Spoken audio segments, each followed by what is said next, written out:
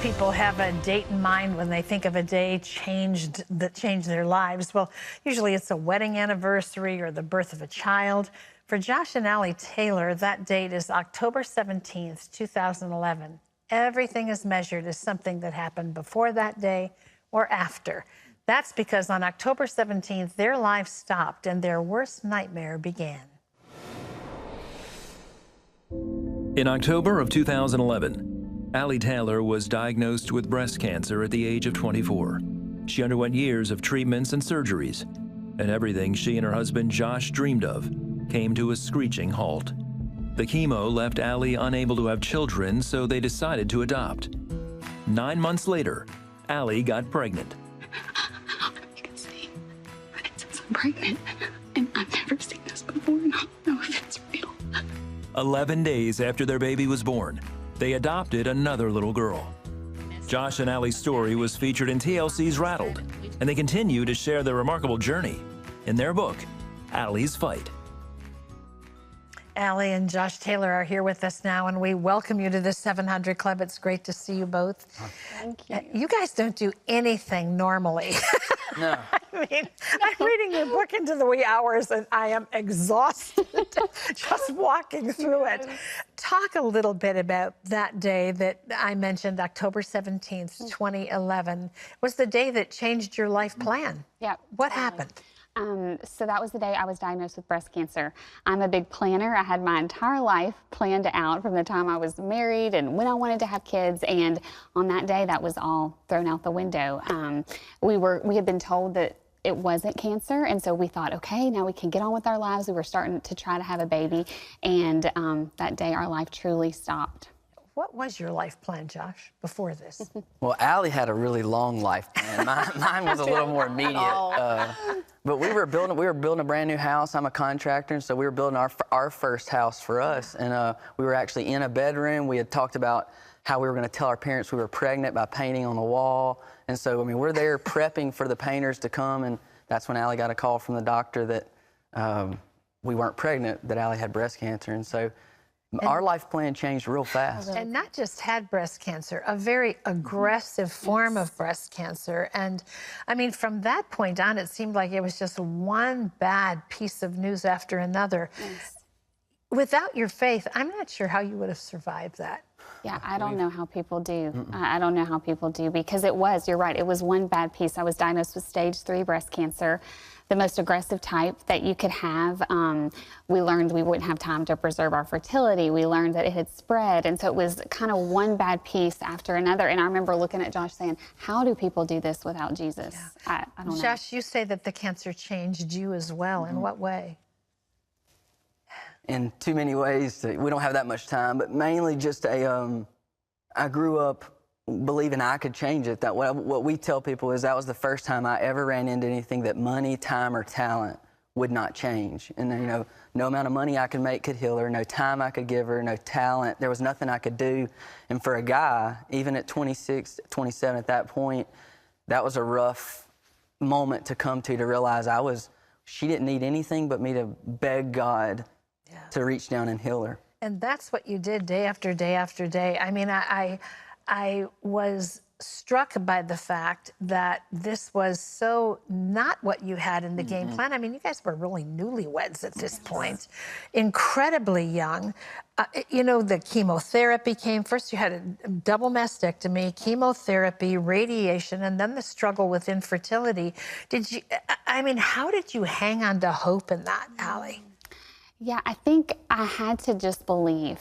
You know, I think that sounds very elementary to say, just believe, but I just had to believe. When I was diagnosed and told we didn't have time to preserve my fertility, we really held onto this one verse. It's Psalm 128, and it says, your wife will be like a fruitful vine within your home, and your children will be like olive shoots around your table. This is the blessing for the man who fears the Lord. And that's what we stood on, that I would be a fruitful vine, that I would live, that we would have children. So I think it was just literally taking God's word at its word. Well, and sometimes you really stood your ground with that, because doctors, nurses, friends, I'm sure sometimes unwittingly family, would often come into that with either sort of a wake up and smell the coffee Big time. scenario, or just bringing a word that was negative. And I mean, you kind of That's right. said, stop right there. How'd you handle that? We were about 3 days into MD Anderson when we finally looked at the doctor and said, we really don't care about your statistics. We want to know your wisdom. We believe God's giving you wisdom, and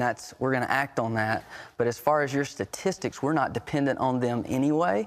And they do nothing but really tear your faith down. And so So tell me about your first miracle, Genevieve, right? That's right, yes.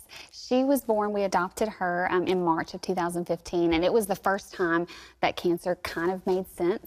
We always said, had I not been diagnosed, we would have never been brought to her. And so it was that moment of, okay, God, I see the beauty from ashes, you know, this beautiful daughter. And so we had her, but a lot of adoptions do, we almost lost her. Yeah. The birth mom considered trying to keep her, and that was At the last, I mean, after you had been there, been in the birth.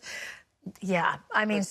so much of that too is what we tell people is that's the moment where like we're supposed to show a different kind of love. Yeah. We loved her when she was doing what in her perception we wanted her to do.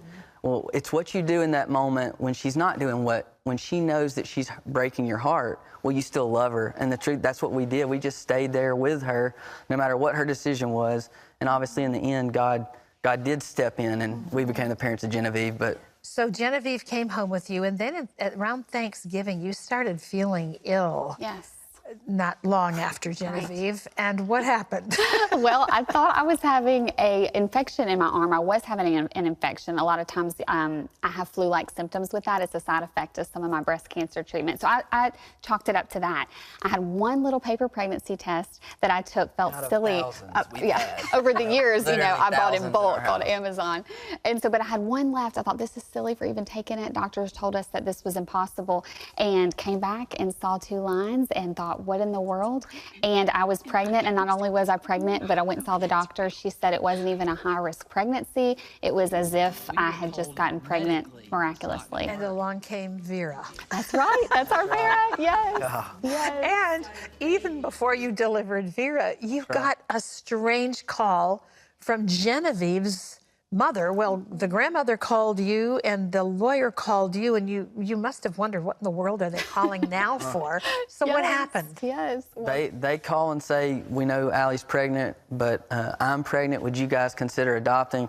And we honestly wanted to say right then yes, but we said, give us a few days, we're going to pray. And then we obviously did say yes, and then started making plans to be able to be at the birth of that second little baby too. And home came Lydia. That's right. Yes, there's Lydia. So she was born 11 days after Vera. And so people always say, how did you say yes so quickly? And, you know, to us, to be told at one point we wouldn't be parents, and now be the opportunity to have 3 little blessings. So right now your girls are how old? Our oldest is 4, Genevieve's 4, and then Vera and Lydia are 2.5. Unbelievable. Yes, unbelievable. It's very quiet at our house. Very, I'll quiet. bet. And lots of sleep. Yeah, That's right. been there, done that. Yes, you know all about that. We are skimming the surface of this couple story. It's so worth the read. There's nobody that's going through a tough time that can't gain something spiritually from reading the Taylor's book, as well as just know you're not alone. You're not the only one. Sometimes that's the way life makes you feel. It's called Allie's Fight: Beating Cancer, Battling Infertility, Believing in Miracles. It's in stores nationwide. Highly recommend it. Great to have you here. Thanks for having us. Thanks so much for having us. What a story. Wow.